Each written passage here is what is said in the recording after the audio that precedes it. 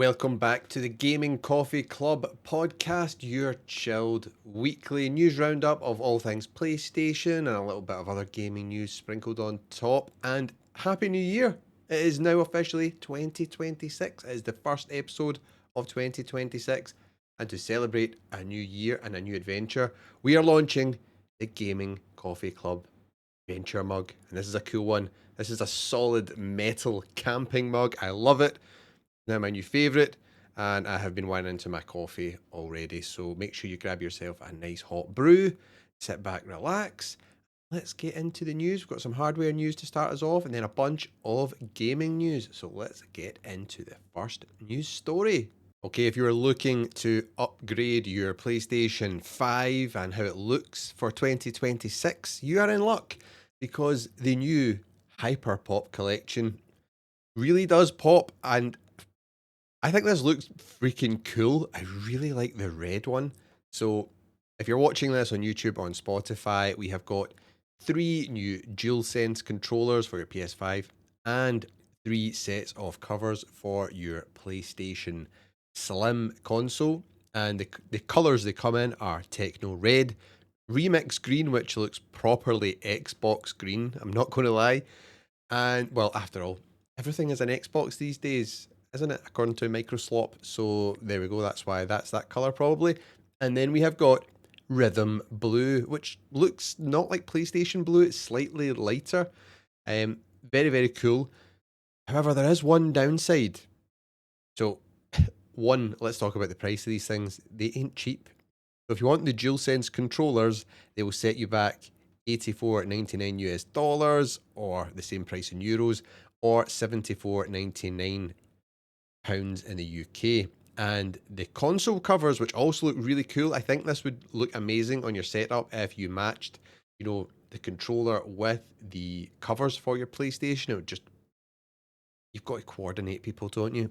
If you want to pick these up, they're supposedly only available in limited quantities, which is quite annoying because you never know, is that legit limited edition that once these are sold out, they're gone, or is this just Sony's hype machine trying to get you all wound up to buy these right away? And these will cost you 74.99 US dollars, same price in euros, or 64.99 Great British pounds. You buy these from PS Direct just now. What I want to know before I tell you the downside of these, which is not just the price, what do you think about these? Do you like these? Does anyone actually change how their console looks? I personally have. I've used D-brand ones. My PS5 still looks like Venom slash Spider-Man, red and black. PlayStation, and it looks really cool. I like it. I'm going to change it. I'm going to do a new video soon though on some kind of retro vibes, some translucent plastic vibes, because that's what I'm feeling for 2026. We need to bring that OG feel good vibes back. But do you do this, or do you just stick with the standard, white console that it comes in? I think a few of you have tried to get aftermarket black plates to match, Midnight Black DualSense and your Midnight Black Portal, which is really cool. But these ones, are they a hit or miss? And which colour would you go for? For me, it's Techno Red all day. I really like this, but this is what's really annoying. I can't buy these. I have an OG PS5 Fat with the disc drive, and I have a PlayStation 5 Pro, which I've bought the disc drive for as well, because obviously you need a disc drive. It is the way to game. Gives you so much more options to buy games than being stuck to a digital storefront. Anyways, rant over. You can't buy this for PlayStation 5 Pro. Sony have done this with so many of their plates. They're only available for the PlayStation Slim or digital model. Basically the newest version of the PlayStation 5 Pro always gets left behind. I don't know why. I get that the PlayStation 5 Pro probably has a far smaller addressable market, so not as many people will have a PS5 Pro versus the standard PS5 here. However, I would imagine the PS5 Pro owners are more enthusiasts and would probably be more likely to part with their cash to buy these. I personally would.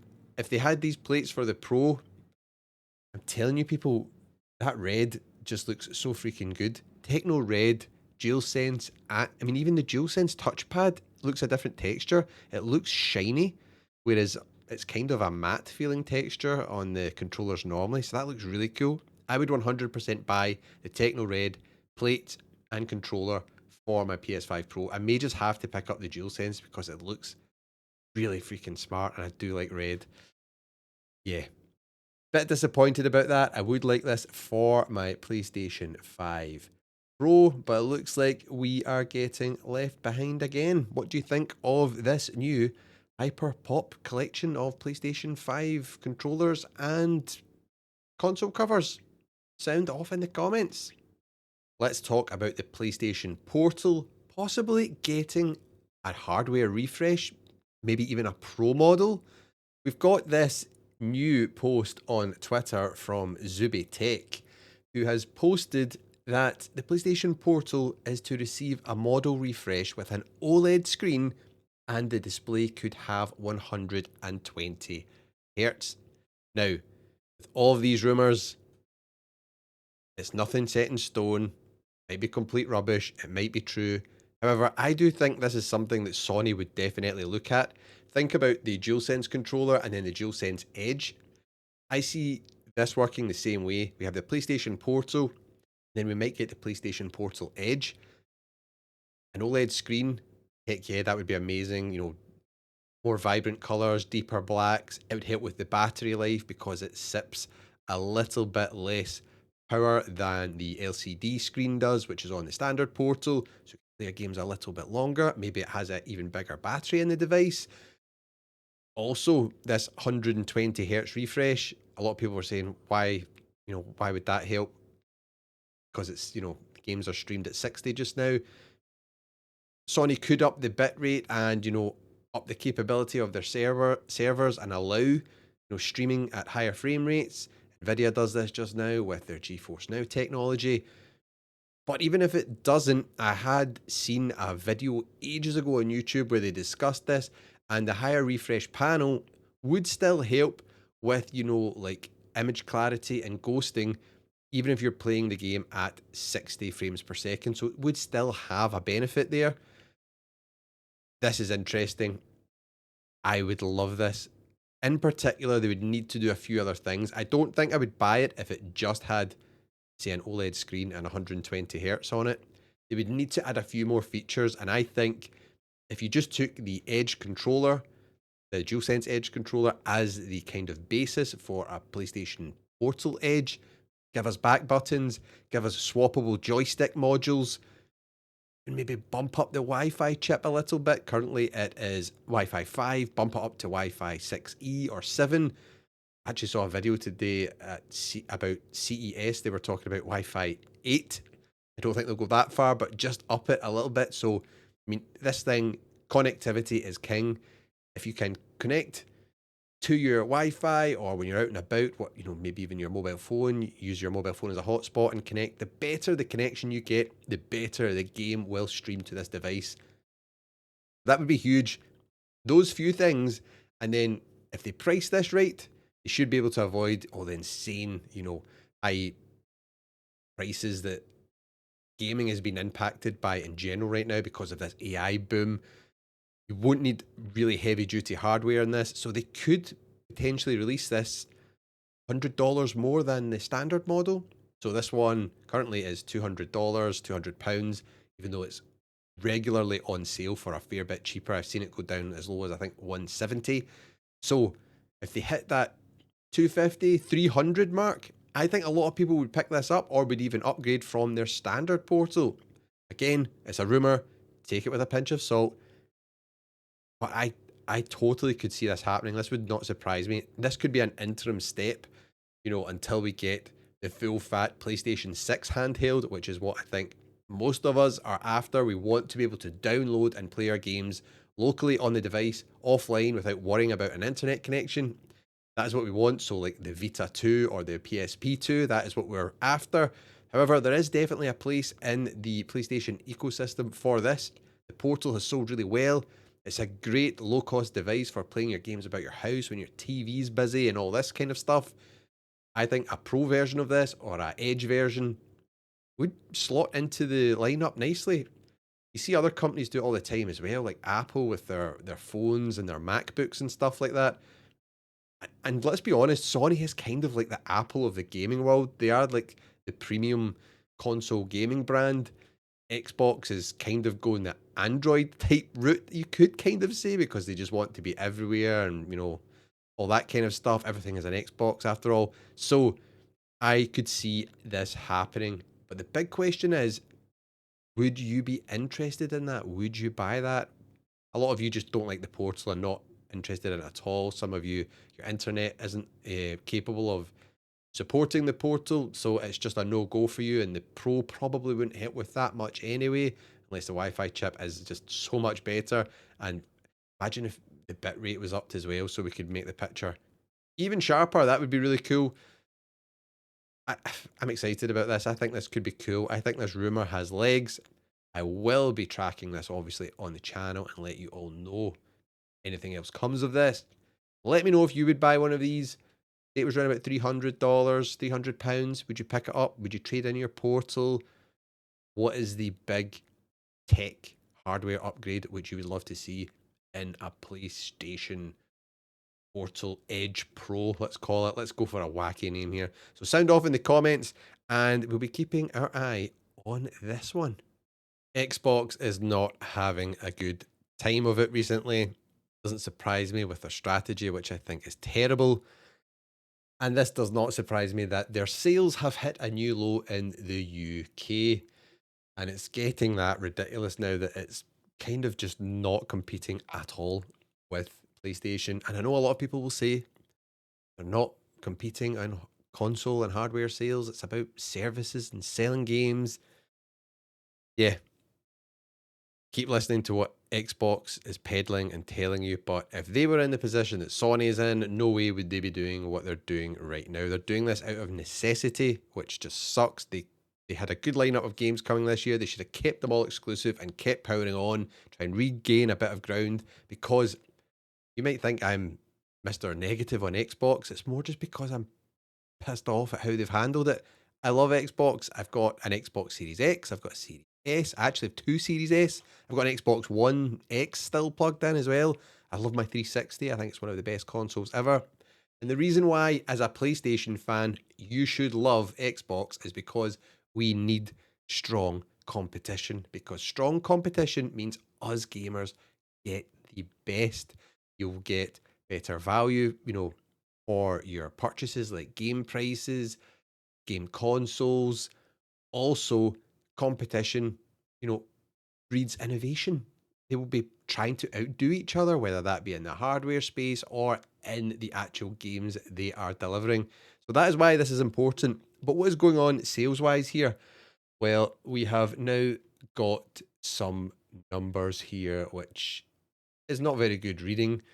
And it basically says here, and this is a post over on Twitter from Chris Drang, sorry, absolutely butchered that there, but he's the editor in chief and co founder of the game business. And he says sales of Xbox consoles were down 39% in the UK during 2025, making it comfortably the worst year on record for Xbox consoles. With the return of favourite Xbox franchises in 2026, might things improve this year? Wow, who knows? I mean, I know they've just been distancing themselves from hardware in general. Like they have actively been pushing people away from the console onto playing, via the cloud, subscribing to Game Pass Ultimate, um, playing on a Fire Stick on your smart TV and all this. And it's definitely not the best way to play games, but that is what they're all about now. It's just software, software, software. It wouldn't surprise me if they fully exit the hardware business soon, which I think would just be such a sad day. It's like the 25th anniversary of Xbox, I'm pretty sure, this year. Some big anniversary like that. So I don't want to see that happen. However, they're just not competitive against Sony and Nintendo at all now. They've got some big hitters coming out next year. We've got the Halo remake of the original game. We've got Forza Horizon 6. And No surprises, both of them are going to PlayStation, which I know for a fact a lot of people who are Xbox diehard gamers have just went, what is the point of owning an Xbox when I can own a PlayStation and then I get access to all the amazing PlayStation exclusives and all the Xbox games? So that's the kind of world we're living in right now. But do we think these, big releases next year could help, change the kind of current downward spiral which Xbox is on and their hardware, given they have said they are going to release ultra premium, pretty much sounds like a PC based console, just like they've done with their Xbox ROG Ally X PC gaming handheld. I don't know many people will be buying that if they do launch it. I think if they do actually bring that to market, this AI boom again may impact that because the amount of RAM they were wanting to fire in this thing, it may make it just cost a ridiculous amount to the point where nobody would buy it. But if they do get their new console to market, I think it might be the last Xbox, and not even a real Xbox. It's going to just be a PC at that point. The last real Xbox is probably the one that's out just now, the Series X, and I would recommend you buy it. It is actually a great piece of hardware. I personally pretty much only play older games on it. It's got amazing backwards compatibility. You can buy my guilty like pleasure is just scrolling eBay and buying old Xbox 360 games. Such a buzz. I try and buy ones that I had when I was younger, which what I did with them, I must have traded them in. I'm pretty sure I traded my 360 in to get PS3. Was it PS4? I think I did. No, I didn't. I kept my Xbox. I've still got my Xbox. What did I do with the games? I must have traded a whole bunch of the games in then to get PS3 games.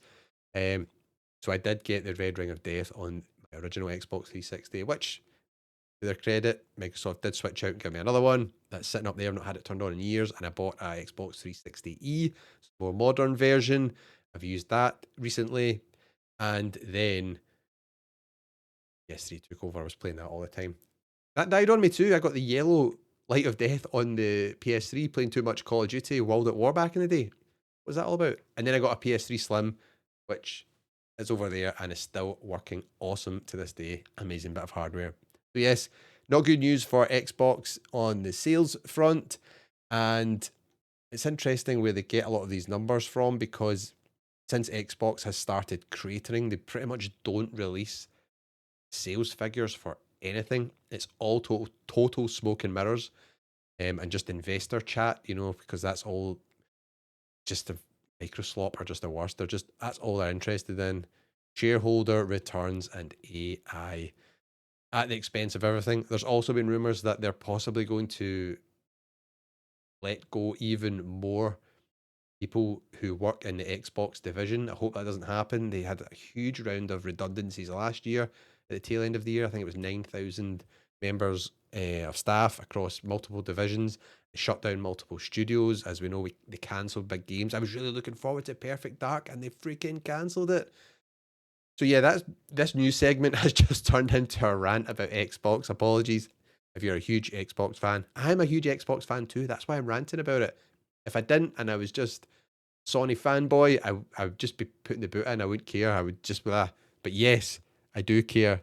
I love all consoles. I love Xbox. I love my Nintendo Switch 2 and the original Switch. And I love my PlayStation 5. Yes.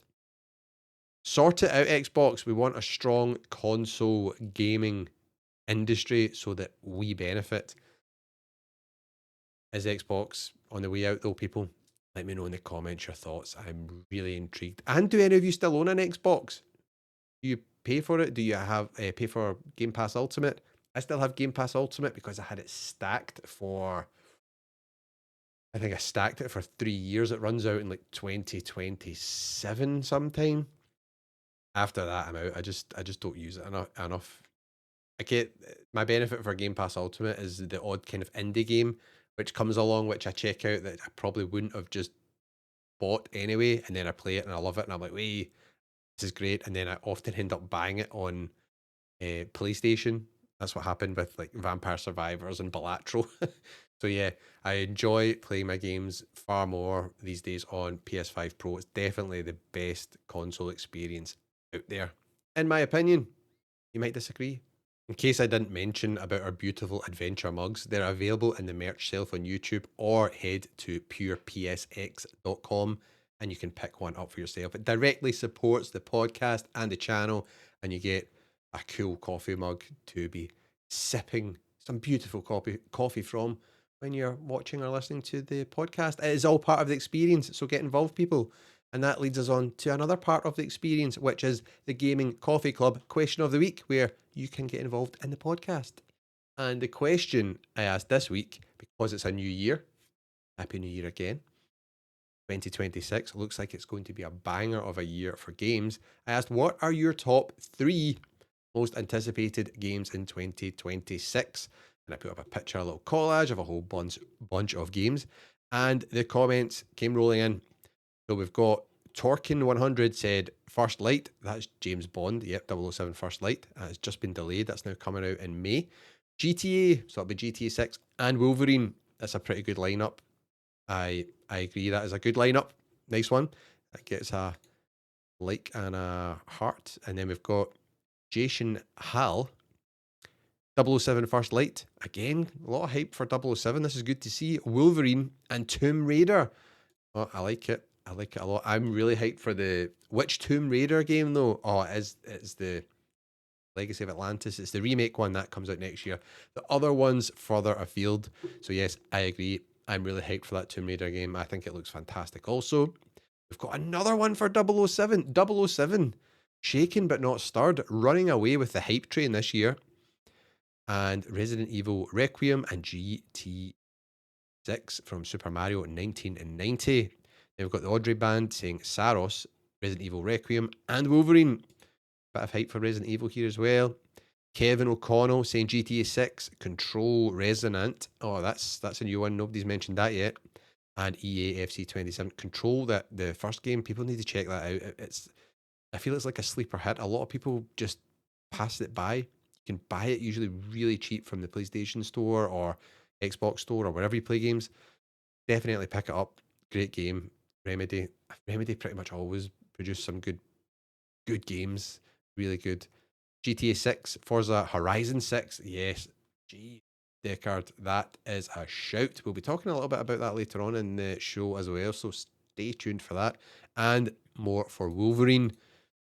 We've got Jake Castleberry saying Wolverine 007 again and Crimson Desert.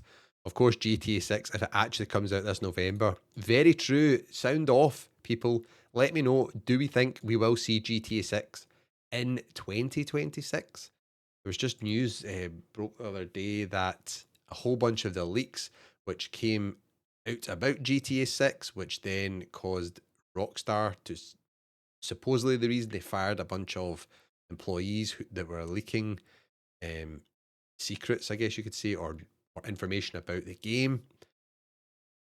It has been confirmed that all those leaks are true. Rockstar has basically said, yep, it's true. So it's sounding like a good game. I'm pretty hyped.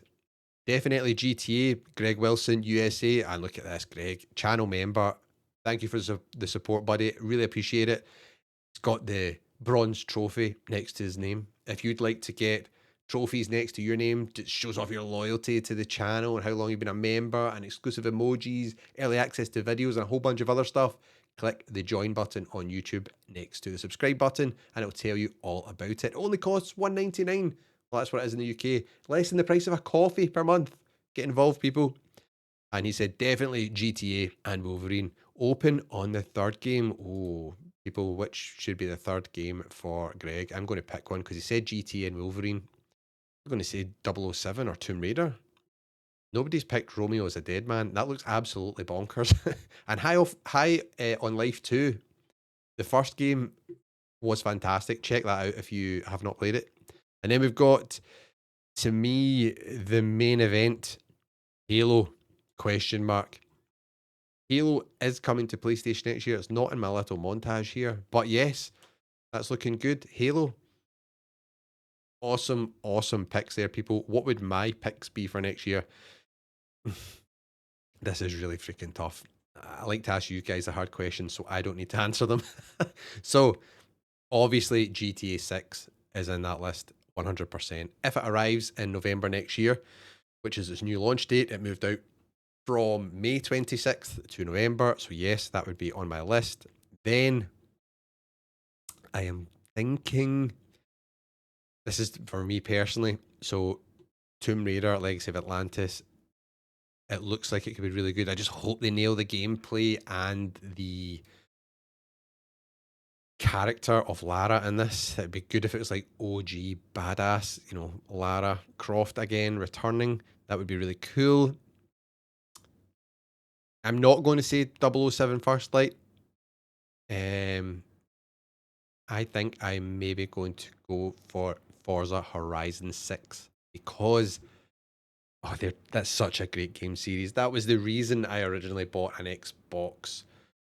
So I had an Xbox 360 years ago, and then basically I've been PlayStation through and through the whole way. I had PS1, PS2, then I got an Xbox 360 because it launched before and it was a lot cheaper in the UK than the PS3. Then I got the PS3, PS4, PS4 Pro, PS5, PS5 Pro. You get the idea. However, the reason I went and bought a Xbox One S was for Forza Horizon 3, which was set in Australia. And it is just a spectacular game. And since then, I've played all the Forza Horizon games, so 4 and 5. 4 is really good because you can drive about Scotland, my home country, go check it out. You can drive around Edinburgh and stuff like that. It is amazing. So yeah, I'm really hyped for 6 because in Japan, there's going to be some beautiful scenery. Just think as well, Tokyo, stuff like that at night time, neon drenched cities. It is going to be so cool. I think they'll crush it. Playground games bring the heat. So I think that is going to be my next pick. But the thing that's so tough about this is Wolverine's in there.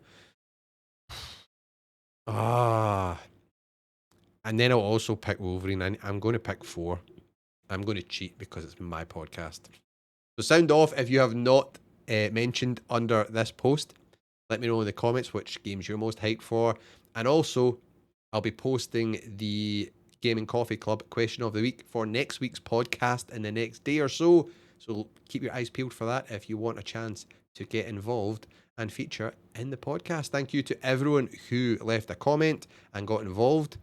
Now, let's get on to some gaming news now. We've done a bit of hardware news on the podcast. Let's talk about some games. Toss a coin for your Witcher in our next story, where there is supposedly a new expansion pack on the way for The Witcher 3 in 2026. This game is like over 10 years old now. I know we just recently got the PS5 upgrade version for this game, which is a classic. However, a new DLC story sounds very, very interesting.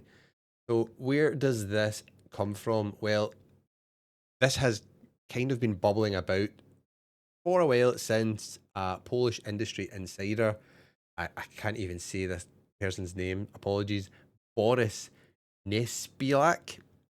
He was the one that broke the news on this. And Eurogamer has been in contact with him, and he's since reaffirmed that, yes, this is the story. He said that the studio Fool's Theory, which was the team who remade the original Witcher game, is leading the development on this. He also said that he has corroborated this story with several independent sources.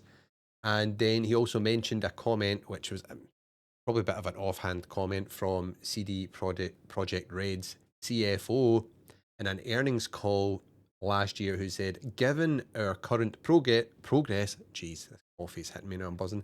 Given our current progress, there is a chance that new content hinted upon in recent calls and reports may see release in the coming year, having an impact on our results and increasing the likelihood of achieving the earnings condition for the first stage of the incentive program.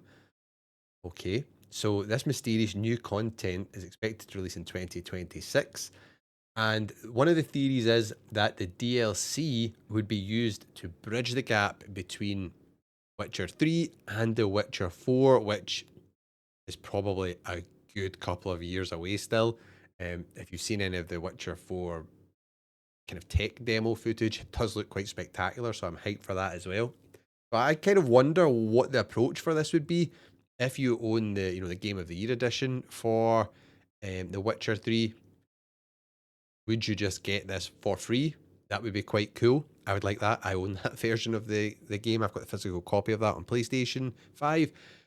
However, could they maybe do something different if it is quite a big DLC where they maybe sell it standalone, kind of like what Insomniac, it was Insomniac, wasn't it? What Insomniac did with Spider-Man Miles Morales.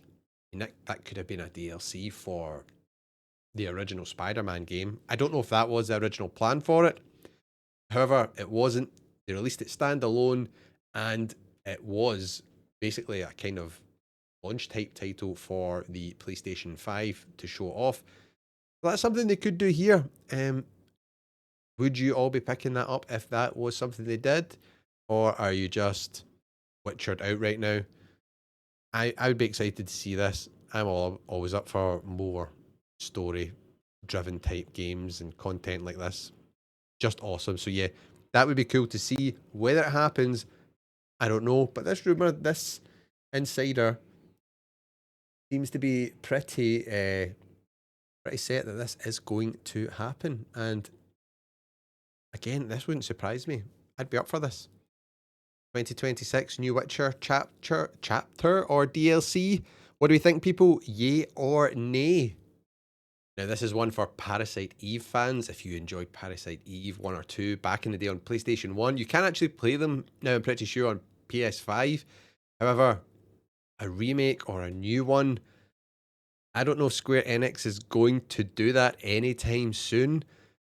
But do not fear, people, because we have got, I would say, the spiritual successor here in Parasite Mutant, which is heading to PlayStation 5 in 2026. And this is the actual PlayStation trailer, which has been released on the PlayStation YouTube channel. And what does it say? We've got Parasite Mutant as a survival horror RPG that uses active time chain system.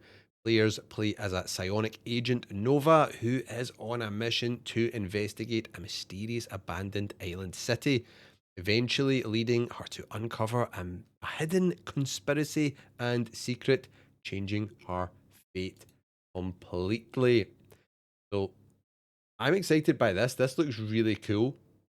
Now, there is a demo you can play right now if you want to check this out, but the problem is it's not available on PlayStation. The demo is only on Steam.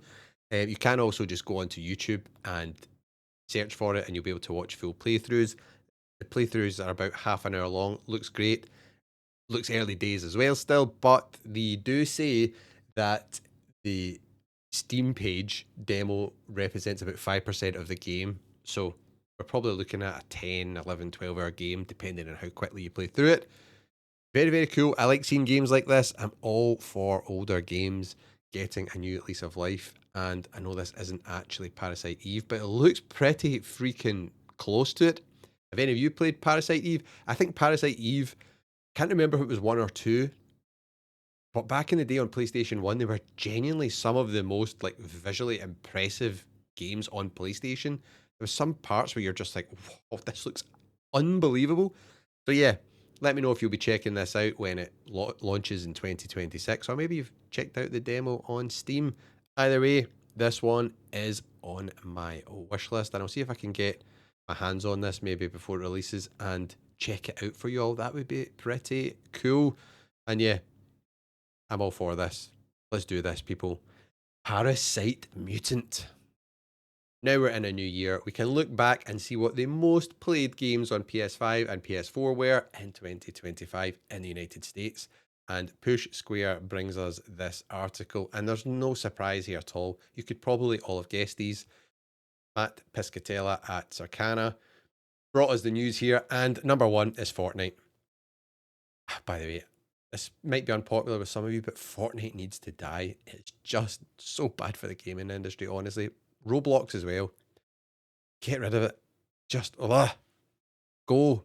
Be gone. Then we've got Call of Duty.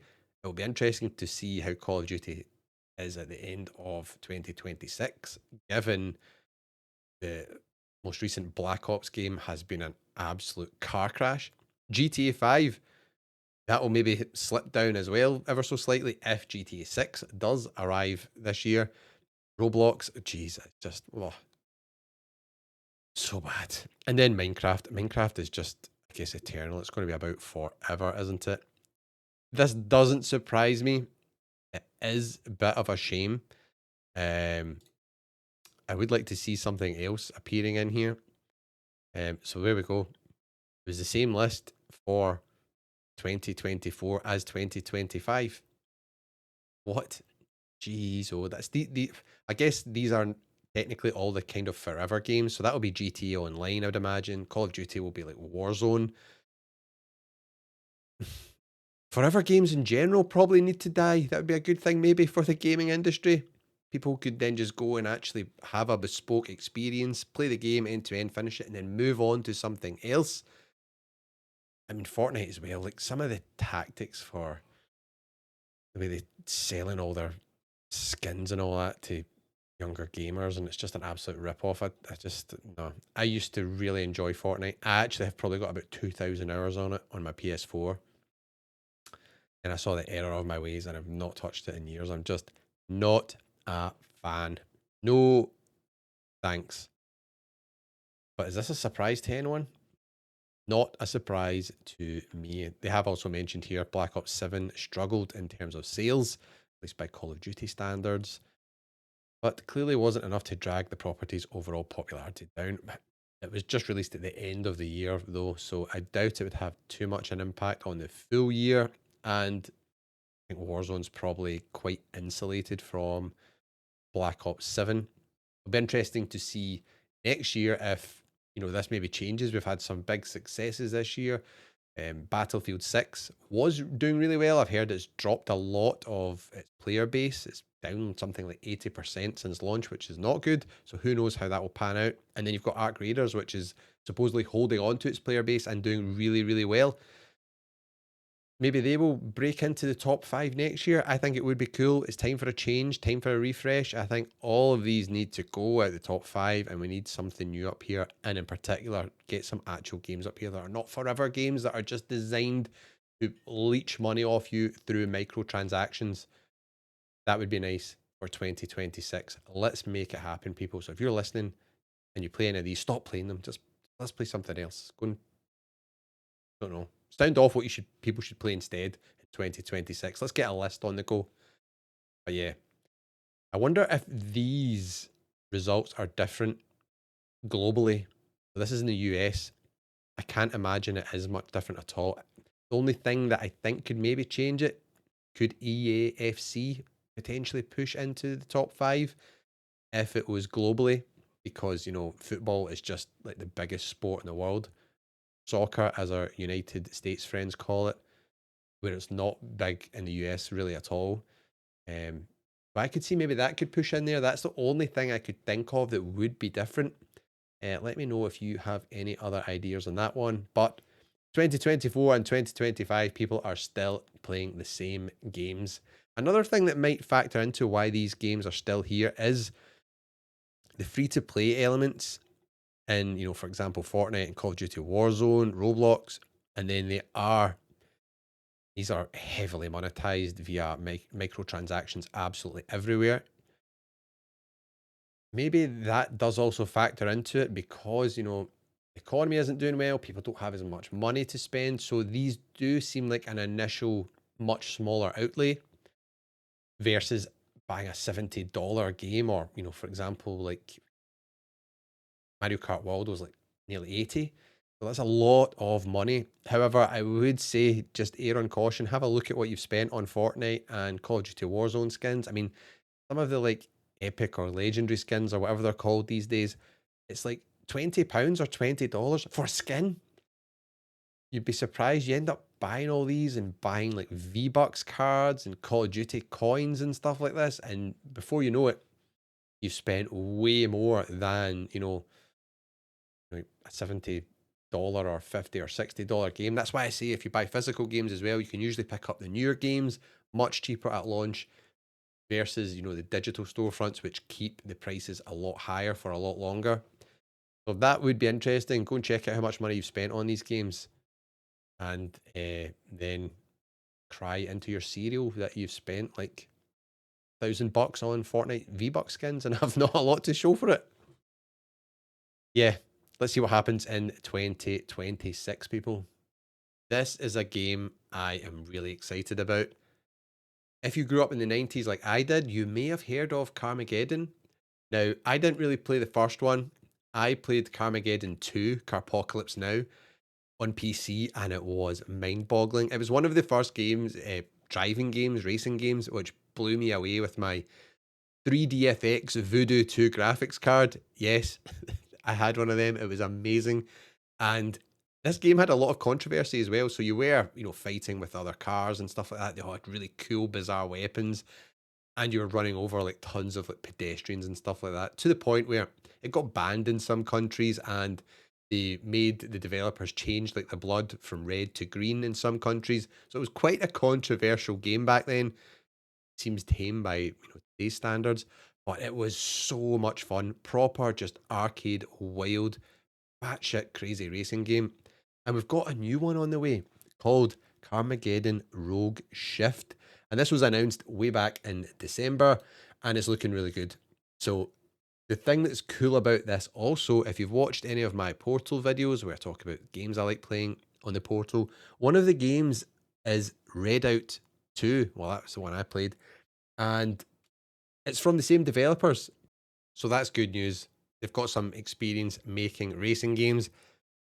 What really appeals about this to me, which I think might help this be even more of a success, it's not just living off the name value of Carmageddon, which, I mean, Carmageddon is old school now. I don't even know how much weight it'll have. People like me will be like, yes, Carmageddon, but younger generation might be like, what? Who cares? What is Carmageddon?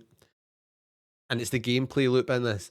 And there's an article about this on the PlayStation blog. You can head over there and read it if you want to know more. But it's a rogue light racer, so it will be run based. So think about other like roguelike type games like Balatro, where you'll play a run and you'll unlock stuff that you can then use in future runs, or like Vampire Survivors. They've added that into this racing game, which is really cool. So you'll run through procedurally generated routes, and then each time you finish a run, you'll unlock some permanent upgrades for your car, you know, giving you better odds at, finishing the run next time. This just gives massive replayability here and has me so hyped. I genuinely cannot wait to play this. I hope we actually get to see some of the characters from the old Carmageddon games as well, because they had their cars, which were very distinctive, but also the characters were pretty distinctive. So that would be really cool. And I'm really excited for this because we don't actually have a long time for this one to launch. It's launching on the 6th of February on PS5. So not long at all. I am definitely 100% going to be picking this up. This is another one that's going straight on to my wish list. Carmageddon Rogue Shift. Did any of you play Carmageddon back in the day? It looks like it's got the PS5 Pro badge there. Maybe it'll be PS5 Pro Enhanced. That would be cool. Did you play Carmageddon? Let me know. I could talk about Carmageddon all day. I remember I played it so much. I remember having dreams about Carmageddon as a kid. Yeah, I am that person. So yeah, let me know if you think this looks fun. I'm all for more arcade racers, and this roguelite element on it just sounds like a fantastic gameplay loop, which I will be all over. Like, I just love all these kind of games just now. I'm hooked, as I always tell you, on Balatro and Vampire Survivors. I always go back to them. So this could be a fun addition to my roguelite or roguelike lineup. Let me know what you think, people. The next bit of exciting news is Xbox have announced their Developer Direct, which will be on the 22nd of January, and they're going to be discussing Fable, Forza Horizon 6, and Beast of Reincarnation. There's going to be obviously gameplay of all of these. So, gameplay of Forza Horizon 6. Yes, I am all about that. And if you don't know what these developer directs are, they basically are talking to the studio who makes these games, giving a bit of insight behind the scenes, what's going on, show some gameplay. I am excited about this one because now basically all these games are coming to PlayStation. We've got that to look forward to on the 22nd of January. It's going to be at 6 p.m. UK time. One thing I want to ask you all is let me know, should I stream this on pure PSX? You know, we always cover all the PlayStation events.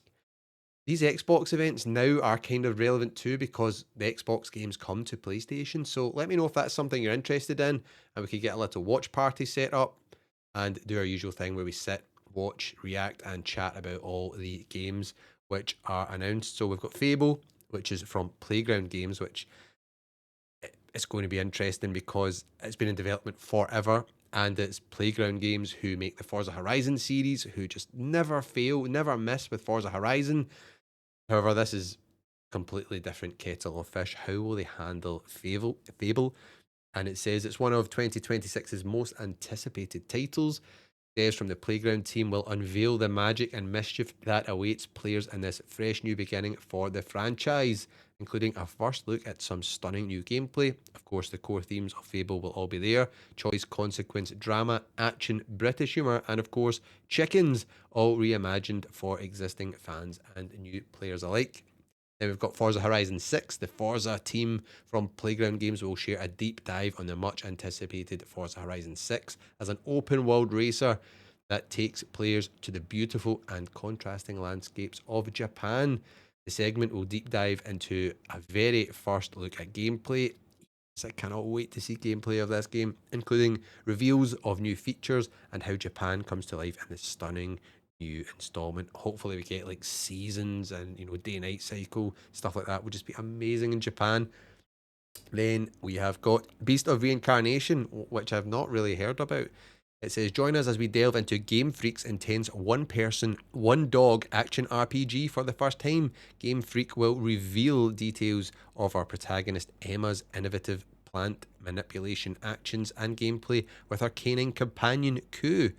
In Beast of Reincarnation, a profound and dangerous world unfolds in a post apocalyptic Japan. Discover the development secrets behind its creation in Developer Direct. Also, there's supposedly, they usually do this, there's 3 games they're mentioning here. There's usually always a hidden one, a secret one, or a shadow drop, or something they've not mentioned, which they discuss. So there's high probability there'll be something else here. Maybe they'll discuss or announce something to do with Xbox's anniversary, which is coming up. As I said, they are turning, I think it's 25 years young. So should we stream this on the channel? Let me know. I'm tempted to do that because I think a lot of you will be interested in Forza Horizon 6. Fable was a massive game for the Xbox franchise, so it'll be interesting to see how that is panning out, especially with Playground Games at the helm. I'm really excited to see the first gameplay of Forza Horizon 6, though. Oh, such a good game franchise. And the fact that we've got that, I think it is, I mean, it's going to come out a couple of months later on PlayStation, they said. Fable, though, who knows, maybe that'll be day and date. Then Beast of Reincarnation, don't know what they're saying about date wise for that. So, the 22nd of January, should we do it? Should we be there, people? Let me know if any of these games interest you. For me, it's Forza Horizon 6 all day, baby. Now, I should also mention, if you do enjoy these podcasts, we do actually have a dedicated channel where we upload a whole bunch of clips from the podcast so you can get your news in bite-sized form if you don't have time to listen to the full podcast. I will leave that to pop up on screen over there, which you can click on, head over there and subscribe. That would be awesome.